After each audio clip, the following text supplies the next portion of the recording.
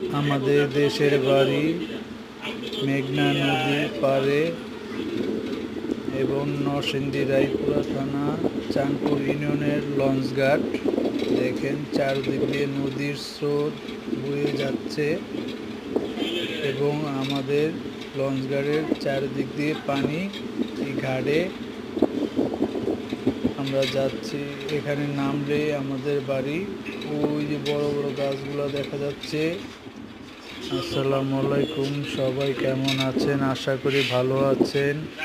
নরসিংদী রায়পুরা থানা চাঁদপুর ইউনিয়ন সদরকান্দি গ্রাম।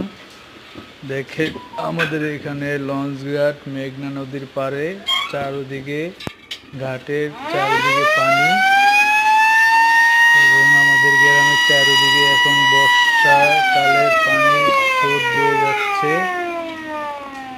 মেঘনা নদীর স্রোত